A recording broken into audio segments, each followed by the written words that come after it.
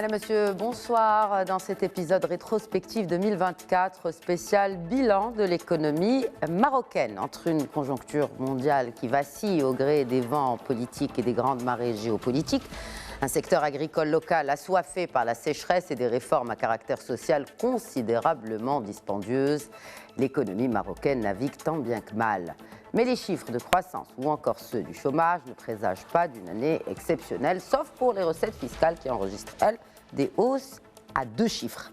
Cela dit, la robustesse des projets d'infrastructure, le fonds Mohamed VI pour l'investissement, l'attractivité des investissements à haute valeur ajoutée dans le royaume, la Coupe du Monde 2030, les transferts des MRE et une coopération internationale multisectorielle soutenue sont autant de valeurs qui donnent de l'espoir et rassurent un tant soit peu l'investisseur marocain. Bref, une équation où chaque variable compte. Alors pour un bilan complet de la santé économique du Maroc, j'accueille 2 experts ce soir. D'abord, l'économiste et spécialiste de politique publique, Abdrani Lioumni. Bonsoir et bienvenue à vous sur ce plateau. Bonsoir et merci pour l'invitation. Merci à vous de l'accepter. Avec nous, notre expert, professeur d'économie à l'Université Mohamed V de Rabat, qu'on ne présente plus, professeur Zakaria Ferranou. Bonsoir et bienvenue à vous également. Merci de l'invitation. Alors, messieurs, d'abord, pour contextualiser, d'abord parlons de la croissance ou du bilan économique mondial. Finalement, 2024, plus de peur que de mal. Professeur Lioumni. Plus de peur que de mal, plus de peur quand même, parce que l'année 2024 a été une année d'élection mondiale. Plus de 2,5 milliards de personnes ont voté. On a une élection importante, c'est l'élection de Donald Trump aux États-Unis. Et puis nous avons plus de peur que du mal. Et ça, c'est vrai au niveau de l'inflation, qui connaît une décélération importante, parce qu'on est passé d'une inflation à 2 chiffres dans certains pays à une inflation qui est proche aujourd'hui de 4,2%. Par contre, au niveau de la croissance économique, il est morose parce qu'il y a des interactions qui se passent entre les États-Unis et la Chine pour un découplage. Et puis, il y a l'Union européenne qui est noyée dans des difficultés économiques majeures pour l'Allemagne, qui est la locomotive de l'économie européenne, de la zone euro. Et puis, de la France qui connaît des problèmes politiques, quant à elle, qui sont très importants. Politique et économique. Politique surtout. Et économique politique surtout, économique avec la dette et le déficit budgétaire. Qui a été la cause des problèmes politiques. Et nous, le Maroc, on est quand même ancré, on est très lié à la zone euro.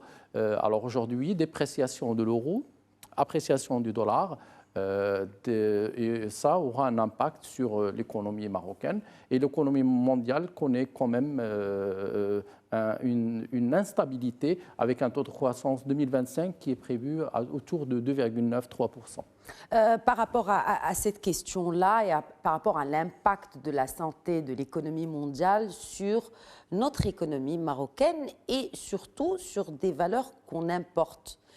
Quand on voit que les tensions géopolitiques ont beaucoup moins d'impact sur les valeurs, sur les matières premières plutôt, Zakaria Ferranou, on sent quand même qu'au Maroc, bien qu'on annonce des chiffres d'inflation à la baisse, eh bien, ce n'est pas de l'avis du consommateur marocain. Mais en tout cas, en gros, on ne ressent pas finalement l'impact positif de la baisse des prix des matières premières sur le quotidien des Marocaines et des Marocains.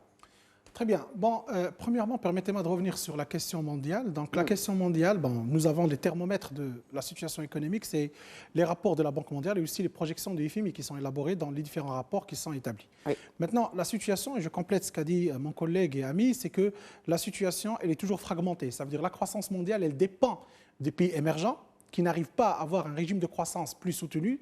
Et deuxièmement, les problèmes d'incertitude qui entourent toute l'économie mondiale pèse totalement sur la croissance mondiale. Et les chiffres aujourd'hui ne permettent pas d'avoir une vision positive sur le moyen et long terme, parce que la croissance sur les 4 ans qui vont venir, si on revient par exemple au World Economic Outlook ou les projections du FMI, c'est aux alentours entre 3 à 4%. Et donc automatiquement, tant que, ce que je veux dire, je vais faire passer comme message, c'est que tant que les économies émergentes, les économies aussi en voie de développement, ils n'arrivent pas à avoir un régime de croissance soutenu hors des problématiques qui sont endogènes à ces économies-là, on n'arriverait pas à avoir une croissance qui est bien soutenue. Deuxième élément très important, et ça a été indiqué par l'OCDE, par la Banque mondiale et le FMI, c'est l'investissement. L'investissement au niveau international est en train de vivre une situation un peu pérenne. Pourquoi? Nous avons des incertitudes en Europe, nous avons des incertitudes aux États-Unis. Il y a la guerre de compétition entre la Chine et les États-Unis sur les métiers de demain. Il y a plusieurs problématiques qui mettent en incertitude la possibilité d'investir. Nous savons très bien que l'investissement était d'ores et déjà vers les pays émergents. Aujourd'hui, les régimes de croissance ne sont pas là pour ces pays-là et donc ça piétine sur l'investissement. Encore plus, si on rentre à l'intérieur des problématiques de ces pays en voie de développement ou les pays émergents, on trouvera qu'ils ne sont pas encore arrivés à résoudre les problématiques centrales. L'endettement, ils sont très endettés. Deuxièmement, ils n'arrivent pas à avoir les possibilités de croissance qu'on avait dans les premières des années 2000, 2010, etc. Et troisièmement, le plus important, dont l'essoufflement de la machine chinoise. Tout à fait. Clairement. Voilà, lorsque je parlais des pays qui sont émergents, à la tête de ces pays-là, qui devient un pays développé, c'est la Chine. Clairement. Et donc, automatiquement, on est jusqu'à présent, on n'a pas pu avoir les moteurs de croissance qu'on avait avant la crise de 2020. Et ça, c'est ce qui gêne, que ce soit en matière de développement économique, mais aussi en développement humain. Vous savez, la situation en Afrique et quelques pays en Asie, elle est, entre parenthèses, elle est catastrophique parce que nous n'arrivons pas à générer de la croissance. Maintenant, pour le cas du Maroc, si je reviens au cas du Maroc, je reste toujours fidèle à mes pensées. Lorsque les prix changent de structure, ils ne peuvent pas revenir. Et donc, malgré que nous allons constater que les prix à l'international, ils ont baissé, des matières premières, juste pour préciser à nos téléspectateurs. Des matières premières, de l'énergie, etc., parce que l'énergie aussi a baissé. Mais la machine de production et de consommation, elle a déjà changé.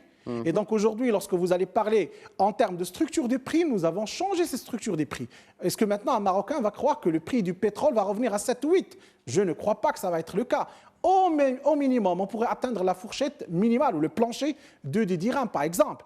Je parle aussi des autres matières premières. Donc, même si on que... parle d'un repli de l'inflation, je vous interromps, si Ferrano, même si on parle d'un repli de l'inflation, cela ne veut pas dire qu'on va revenir à un taux de prix avant Covid.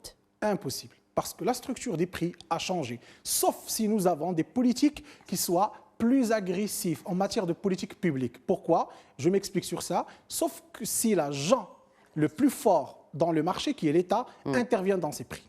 Exactement. Je pense que j'étais clair. Clairement. Inflation, un mot sur l'inflation. Oui, alors, Abdelghani Yomni. Khadija Hessen, vous avez parlé de l'inflation sous-jacente. Oui, exactement. Et en fait, si vous voulez, on a atteint 14% d'augmentation des prix et on ne peut pas retourner en arrière. C'est-à-dire, on a une cherté de vie qui s'est installée et c'est impossible que les prix reviennent en arrière. Ce que nous avons manqué, peut-être l'exécutif, ce qu'il a manqué, et je pense que les entreprises n'avaient peut-être pas la possibilité de le faire. En général, quand on a un phénomène d'inflation sous-jacente, une augmentation des prix, on appuie sur les prix, sur les salaires augmentent pour rattraper le pouvoir d'achat. On ne l'a pas fait. Oui, il faudra augmenter du coup les salaires de 14%, ce qui est irréaliste. Oui, mais il a augmenté pour certaines fourchettes, par exemple pour le SMIC, on l'a fait, mais sur les autres salaires. Parce qu'aujourd'hui, les entreprises... on l'a fait pour le secteur public, parce que le privé, ce n'est pas encore plié. Oui, mais les entreprises quand même vendent aujourd'hui avec le nouveau prix. Donc, elles dégagent des profits. Deuxièmement, vous avez parlé, je pense que mon collègue m'a parlé aujourd'hui, l'État a trouvé une manne dans les recettes fiscales du pétrole, à travers la taxe intérieure, la TIC. Donc, il n'y aura pas de retour en arrière aujourd'hui. Si les recettes fiscales augmentent, c'est parce que, en partie, grâce à ce qu'on a trouvé aujourd'hui, dont les carburants, l'essence et le gasoil, et les prix de 7 dirhams, 8 dirhams qu'on a connus il y a 8 ans, c'est impossible de revenir en arrière pour 2 raisons. Premièrement, parce que c'est pour dépendre toujours de cette instabilité des prix du pétrole et du gaz. Et deuxièmement, parce que c'est une manne recette fiscale qui permet à l'État d'avancer dans l'investissement public aujourd'hui, qui atteint des chiffres à 330, 340. Vous savez que depuis 2019, nous avons une augmentation exponentielle des investissements publics qui sont financés par les recettes fiscales. Mais les recettes fiscales, il n'y a pas que les recettes d'éthique, parce que quand on parle d'une augmentation de près de 14%, pour être exact, 13,8% à fin septembre des recettes fiscales au Maroc, c'est principalement, en tout cas selon l'exécutif, grâce à l'implémentation des nouvelles lois de finances des 3 dernières. Voilà, la réforme de la TVA. Exact. Deuxièmement, tout ce qu'on a changé au niveau des zones de libre-échange qu'on avait avec la Turquie, aussi avec d'autres pays, ça permet aussi d'avoir des taxes d'importation. Et puis l'État, il y a puis des recettes fiscales sur l'immobilier, sur le foncier, parce qu'il y a eu pas mal de changements. Si vous voulez, l'État a préparé en amont les besoins d'investissement public qu'il aura aujourd'hui et dans 6 ans, parce que c'est très simple. Si vous voulez financer les investissements publics, vous avez 2 solutions. Vous les financez avec de la croissance économique, on n'en a pas assez. On n'a jamais dépassé... Moins de 3% on déjà jamais pour l'année dépassé, 2024, rappelons-le. On n'a jamais dépassé les 4% depuis 5-6 ans. Il ne faut pas parler de la parenthèse 2022. Ça, c'est une parenthèse qui est venue après Covid. On n'a jamais dépassé 4%, depuis 4% depuis des années. Pour financer les investissements publics, vous avez la croissance économique. Sinon, vous avez la fiscalité. Aujourd'hui, la fiscalité permet, parce que l'État marocain est obligé de structurer sa dette qu'elle ne dépasse pas 70%. On est à 70%. Et aussi son déficit budgétaire autour de 5%. De toute façon, ça, c'est aussi un comportement d'analyse et de suivi macroéconomique prudentiel que le Maroc suit depuis 25 ans, parce que la dette, c'est elle qui nous a plongé pendant les années d'ajustement structurel, dans les années 80. Jusqu'à quand jusqu'à ce qu'on... Si on continue à enregistrer des performances de la croissance en dessous de 3%, ce qui ne nous permet pas, bien évidemment selon les théories de base, les théories économiques de base, ce qui ne permet pas de financer les infrastructures, les réformes sociales, etc. Donc on aura plus besoin d'endettement pour financer tout ça. Le FMI, la Banque mondiale, l'OCDE, depuis au moins 10 ans sur le Maroc, il pointe la faiblesse de la productivité. On est à moins 80% de la productivité des États-Unis. C'est pointé ça. Deuxièmement, il pointe l'absence des femmes dans le secteur d'emploi. On n'a que 22% qui sont intégrés dans le marché de l'emploi. Formel. Je parle du formel. Il pointe, ces rapports aussi pointent aussi le manque d'industrialisation et puis il pointe aussi le manque de dynamisme dans le secteur industriel parce que la nature de l'emploi, quand on crée 100 emplois, il y a 80 emplois qui sont dans le service et 2 emplois dans la manufacture. Et ça, c'est cette équation qu'on doit inverser. Elle n'est pas simple, cette équation. Zakaria Ferrano, on parle de croissance. Rappelons quand même que la croissance a été pénalisée par le secteur agricole.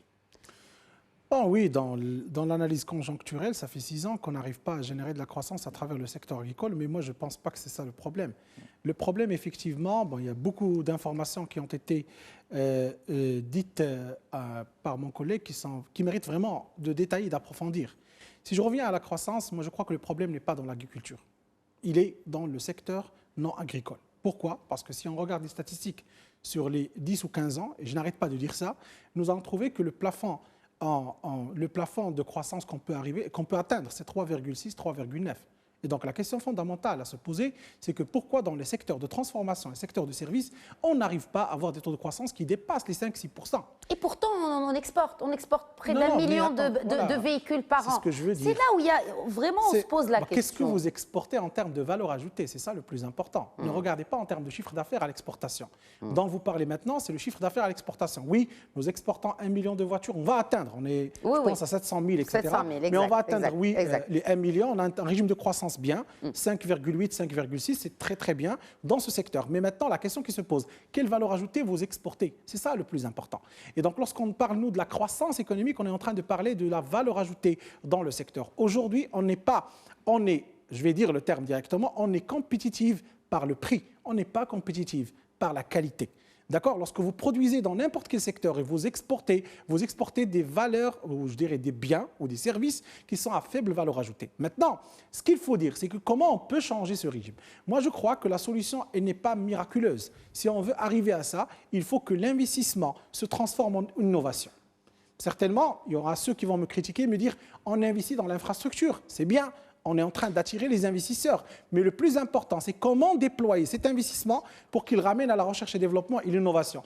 À travers l'innovation, nous pouvons créer des produits qui sont à haute valeur ajoutée, qui vont nous permettre d'avoir une croissance qui dépassera ce plafond, je dirais, de 3,9 ou de 3,6 qu'on trouve chaque année au niveau du secteur non agricole. Maintenant, pour le secteur agricole, et donc là, je rejoins un peu l'idée de mon collègue, c'est que le secteur agricole, oui, la productivité, elle est basse au niveau du secteur qui emploie le plus. Il faut le dire. Parce que ce qui a été dit par mon collègue, il a déguisé un peu. Il n'a pas continué la phrase. Il a dit on n'a pas de productivité, mais qui travaille dans le secteur, qui est le secteur le plus, je dirais, le plus... pourvoyeur d'emploi. Voilà, pourvoyeur d'emploi. Et qui détruit aussi autant. Voilà, c'est l'agriculture. Et donc là, il faut une solution drastique. C'est quoi la solution? On le répète, il faut changer le modèle de développement par lequel on regarde le monde rural. Il faut que Pourtant, Sa Majesté il a a appelé indiqué de ses plusieurs vœux fois, de créer une classe moyenne au niveau de... Tout à dans fait. le rural qui compte quand même près de 40% de la population marocaine. Très bien. Maintenant, la cristallisation et la concentration de la création de richesses dans les villes ne permettra pas de générer une croissance suffisante dans le monde rural. Mais on ne comprend pas dans les politiques publiques. On a cette génération green, on a, bon, après, qui vient après le plan Maroc vert. Ça, je ne veux pas rentrer dans ces différents programmes sectoriaux. Moi, je parle sur le plan macroéconomique. Je dis que si on veut résoudre le problème de l'agriculture, nous avons deux grandes solutions. Premièrement, c'est qu'il faut qu'il y ait un modèle de développement du monde rural et de la campagne, et également de l'ensemble de ce qui est, de l'agglomération rurale qui existe. Deuxièmement, c'est très important, il faut qu'on passe à l'industrialisation de l'agriculture. Il faut que la technologie rentre. L'agroalimentaire, c'est très important, mais pas uniquement. Les technologies d'irrigation, les technologies qui sont utilisées aussi, et ça a été rappelé par la Banque mondiale. La Banque mondiale a dit clairement, la seule solution qu'a l'Afrique, pas uniquement le Maroc, c'est de pouvoir introduire les nouvelles technologies. C'est-à-dire le goutte à goutte, il n'est plus d'actualité. Non, il n'y a plus. Maintenant, il y a les drones, il y a plusieurs technologies. Il y a aussi l'IA. Voilà, il y a l'IA, il y a aussi les investissements qui sont en train d'être élaborés par l'OCP pour trouver les séments qui permettront de conduire une agriculture dans un monde de sécheresse. Et ça, on peut le faire. C'est pour ça que j'ai dit tout à l'heure, la solution est plus macroéconomique. Il faut que l'investissement soit innovateur. Il faut que l'investissement soit innovateur, il faut que l'investissement crée de la valeur ajoutée. Moi, je vais vraiment m'arrêter sur cela. C'est parler de la valeur ajoutée à l'export, fine. La valeur ajoutée de l'emploi. Si on dit que, vous parlez d'industrialisation, c'est bien d'industrialiser, mais quel genre d'emploi on crée au final? D'abord, c'est très bien, et je vais revenir sur ce qui a été dit par mon collègue, c'est que d'abord l'agriculteur doit être regardé comme un entrepreneur avec qui on partage la valeur ajoutée, parce que les gens... Quelle que soit sa taille. Quelle que soit sa taille. Parce que ça, c'est une question de taille. Parce que quand il est gros, on le voit comme un entrepreneur, on le voit comme un chef d'entreprise, on le voit comme un investisseur. C'est pour ça que je ne dis pas tout, il faut lire entre les lignes. Si vous voulez, moi, j'insiste. Au cas où on a raté de lire entre les lignes, l'agriculteur doit être considéré parce qu'avec les changements climatiques, avec 6 ans de sécheresse, nous risquons d'avoir un gros problème écologique. C'est-à-dire que si les agriculteurs vident les campagnes, on n'aura plus de campagne. Et on n'aura plus de verdure, on n'aura plus de bétail, on n'aura plus. Et on sera l'équivalent. C'est déjà le cas. Non, mais ça sera pire. C'est déjà le cas dans certaines zones. Alors, ça sera pire. Alors, moi, il n'y a pas d'eau, il n'y a pas. Donc... Ça sera pire. Alors, je pense que maintenant, peut-être avec les stations de dessalement d'eau de mer, il y a peut-être une lueur d'espoir, mais il faut considérer les agriculteurs comme des entrepreneurs qui doivent créer de la valeur et on partage avec eux cette richesse. En termes de politique publique, comment on peut considérer un agriculteur comme un entrepreneur? D'abord, il faut subventionner à la hauteur de ce qui est créé comme fruits, comme légumes, et puis il faut les conseiller, il faut les former. Nous n'avons aucun lycée technique agricole au Maroc, aucun. Et ça, c'est très important d'avoir une formation de technicien agricole, bachelier, BTS. Pourquoi? D'abord pour accompagner. Ça peut être même des gens de la campagne, des agriculteurs. Au lieu d'aller faire des licences de philosophie ou de biologie, ils peuvent faire Donc la formation. Alors deuxièmement, vous avez parlé d'investissement. Pour moi, c'est très important parce qu'on parle du Maroc et aussi vous avez dit que nous sommes piégés par ce qu'on appelle la courbe du sourire. On est dans ce qu'on appelle le piège mexicain des maquiladores.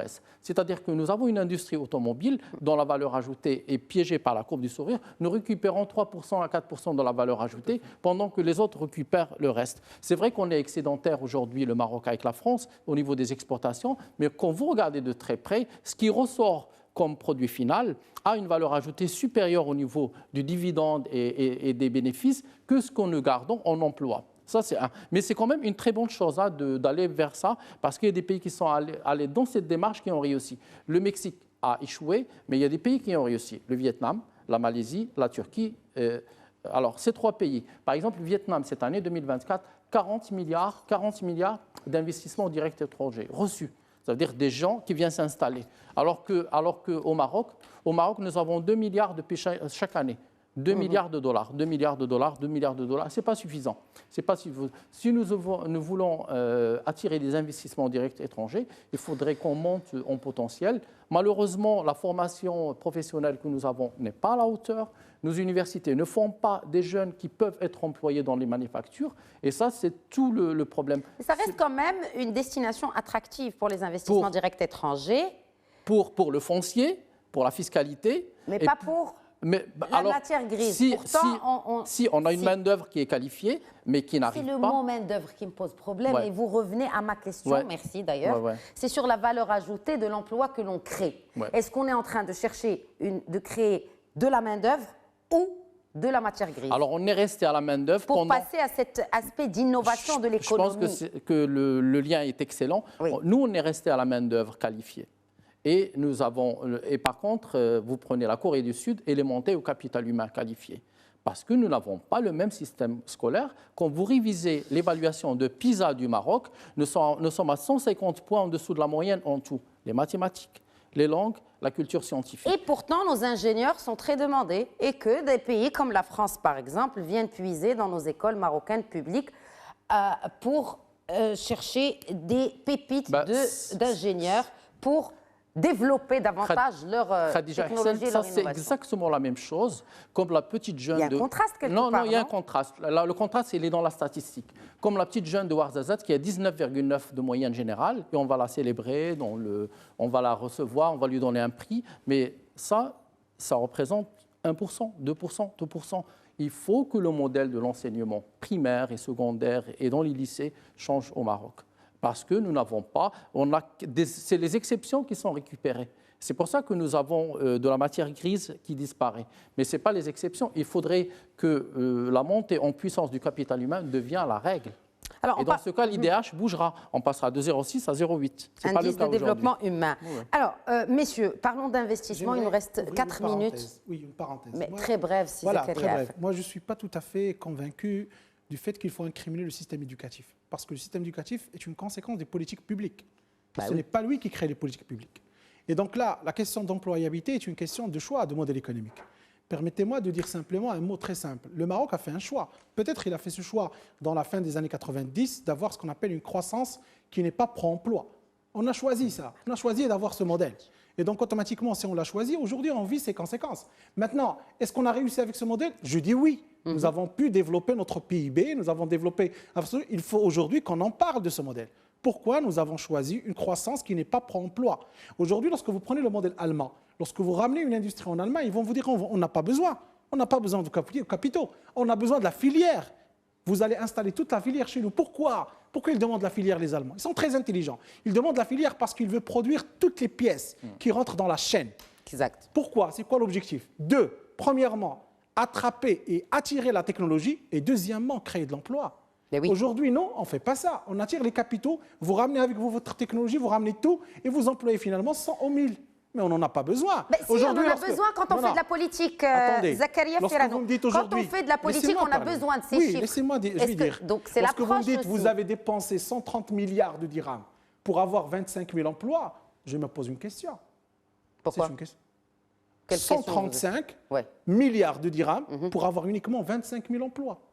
C'est une question fondamentale. Mais ce sont 25 000 emplois quand même. Mais 25 000 emplois pour combien? Pour je dirais, le 13% du PIB. Mais c'est énorme. Biden aux États-Unis a fait la même erreur avec le Biden Economics. Il a investi 700 milliards de dollars pour créer 150 000 emplois. C'est à peu près la même erreur.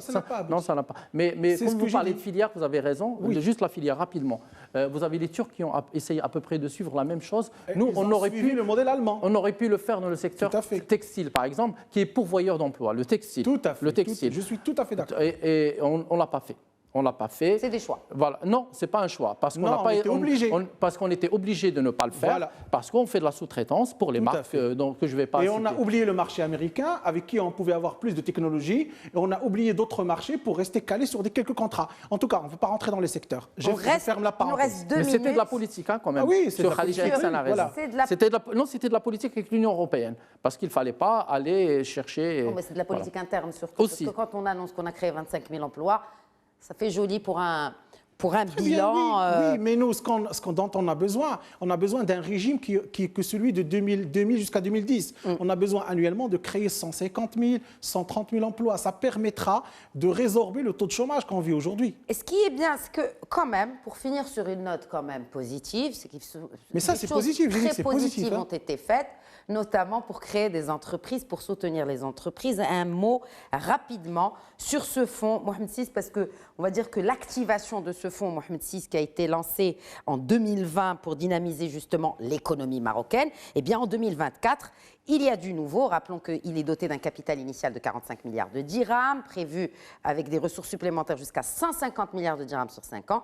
Et d'abord, il faut attirer les investissements. Comment ces options, ces différentes options, des prêts à taux réduits, des prises de participation au capital et des garanties pour les prêts bancaires, comment ces options élargissent un peu l'horizon et éclaircissent l'horizon pour davantage d'investissements privés. Abdelghani Youmi, ça vous fait sourire. Alors, pour ça, il y avait d'abord ce qui a été fait, la charte d'investissement et le fonds Mohamed VI, ce sont d'excellentes nouvelles. On a des pépinières.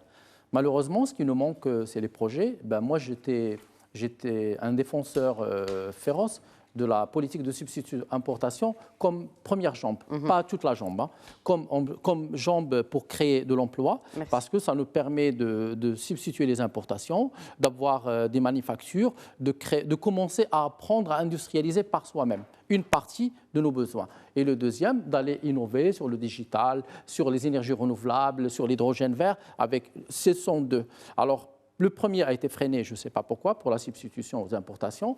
Et le deuxième, moi je crois, ce qui nous manque au Maroc, c'est de partir sur de partenariats publics-privés. Il y a un pays qui a fait ça rapidement. Donc, il y a un pays qui a fait ça, c'est la Malaisie. Ils sont allés voir des capitaux étrangers, mais aussi des compétences scientifiques et technologiques étrangères. Ils se sont associés. Et je pense que le partenariat public-privé, comme on le fait aujourd'hui, doit être innové si on veut profiter de son fonds Mohamed VI, où il y a pas mal. Et puis, on a promis de créer 500 000 emplois. Ouf. Voilà. Bon, enfin, ce qui a été, on verra c'est la promesse. pour 2025. Et puis, c'est surtout une année avant les prochaines élections. Un mot. Moi, je dis que normalement, le fonds a pour objectif de résorber deux grands problèmes. Premièrement, un des 10 problèmes ou les 6 problèmes que retrouve la PME, la TPME, c'est le financement. Et Sa Majesté, il a rappelé une idée fondamentale, c'est qu'il faut que l'investissement privé devienne les 2 tiers de l'investissement total. Oui. On ne peut y arriver si le fonds Mohamed VI ne rentre pas dans la problématique du financement de l'économie, ça veut dire le financement qui est accordé sur le marché monétaire pour les banques du Trésor. Merci. Ouf. Merci, vous mettez vraiment le doigt là sur un sujet brûlant qui mérite toute une émission. C'est 650 milliards de dirhams. Merci Zakaria Ferrano. Merci Abdelghani Youmi. Merci. Et merci à vous de nous avoir suivis. C'était cet épisode spécial rétrospective 2024, rétrospective économique. Merci de nous avoir suivis. Très bonne soirée.